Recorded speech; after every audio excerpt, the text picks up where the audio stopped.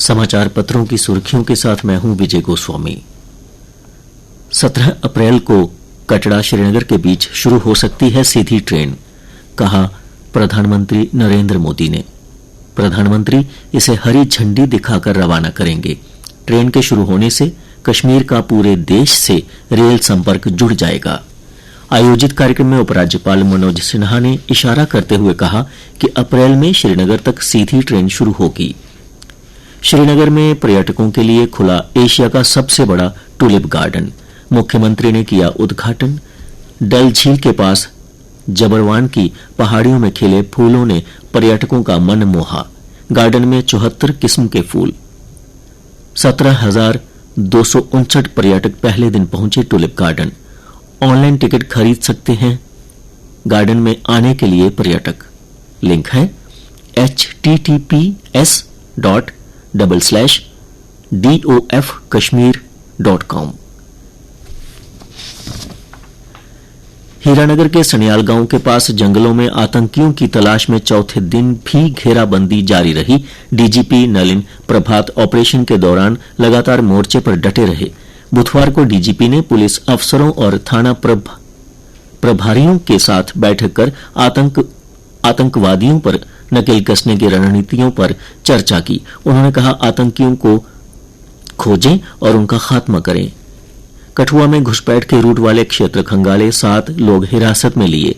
सांबा में सीमा पार संदिग्ध गतिविधियां दिखने पर बीएसएफ ने गोलीबारी की। बारामूला में आतंकी ठिकाना ध्वस्त, हथियार मिले। जीओसी लेफ्टिनेंट जनरल ने जांची सुरक्षा स्थिति।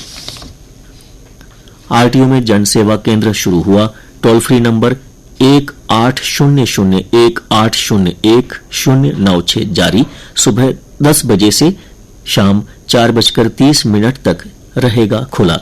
जम्मू वाहन की फिटनेस, फील्ड परमिट का नवीनीकरण, वाहन ऑनरशिप ट्रांसफर सहित परिवहन की अन्य ऑनलाइन सेवाएं अब आरटीओ जम्मू में भी मिलेंगी। यहां पर जन सेवा केंद्र शुरू किया गया है। यहां से लोग इन सेवाओं के लिए ऑनलाइन आवेदन कर सकेंगे। इनसे साइबर कैफे में मनमानी फीस वसूली से भी निजात मिलेगी।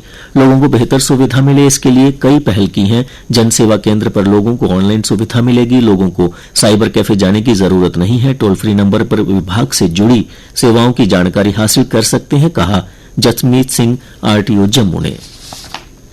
मतदाता सूची की गड़बड़ियों को तुरंत निपटाएं, चुनाव आयोग ने कहा। घर घर जाकर मतदाता सूची का सत्यापन करने के भी निर्देश दिए। पहले चरण में आधा दर्जन राज्यों के बीएलओ का होगा प्रशिक्षण। निर्वाचन पंजीयन और बूथ लेवल अधिकारियों को निर्देश दिए। चैत्र नवरात्र में भवन परिसर में मिलेगी स्मार्ट लॉकर की सुविधा। यात्रा के RFID कार्ड से खुलेंगे, बंद होंगे लॉकर।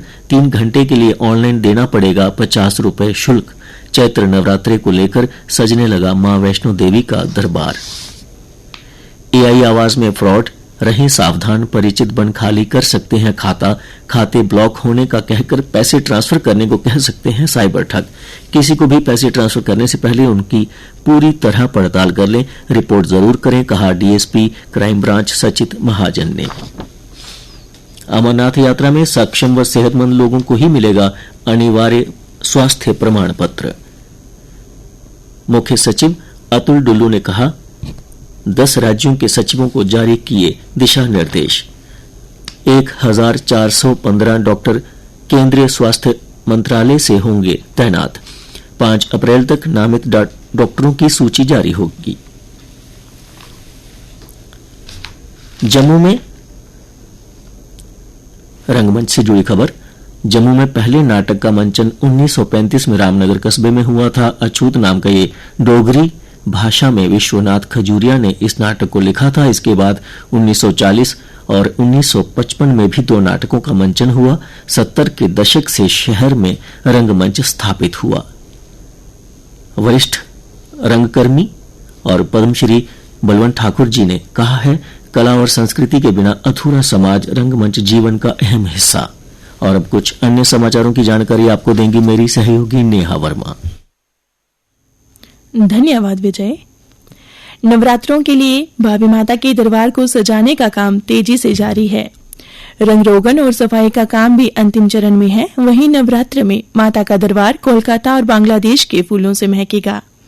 श्रद्धालुओं की सुरक्षा भी पुख्ता की गई है और सीसीटीवी कैमरों की संख्या बढ़ा दी गई है।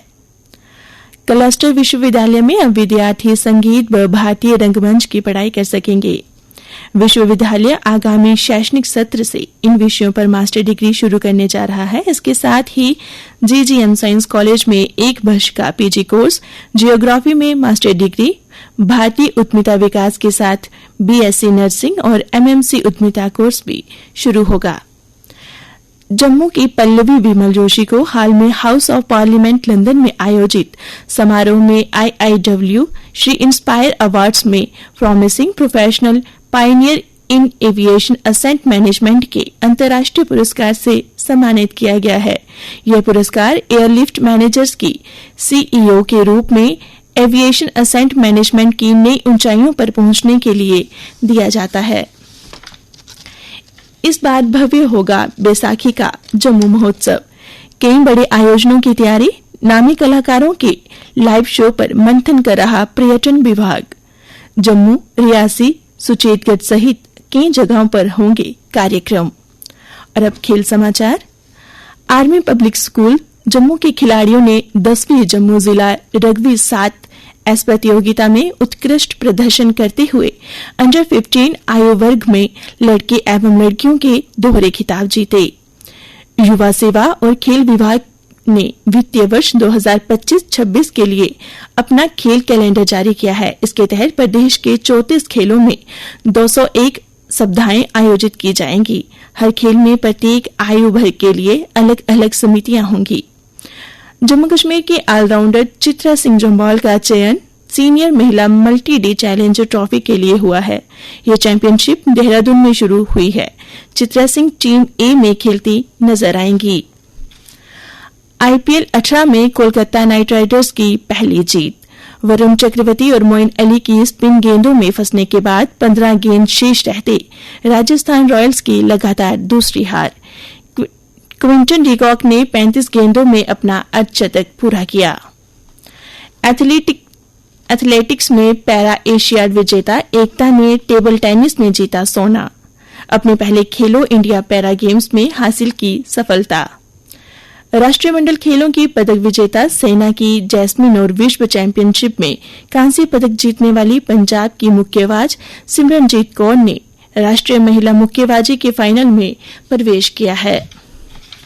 और अब मौसम विज्ञान केंद्र के अनुसार आज दिन भर बादल छाए रहेंगे और प्रदेश के कुछ हिस्सों में बारिश के आसार भी हैं। कल का अधिकतम तापमान 34 डिग्री सेल्सियस और न्यूनतम तापमान 19.8 डिग्री सेल्सियस रिकॉर्ड किया। आज सूर्य 6:47 पर और कल सूर्योदय 6:24 पर होगा।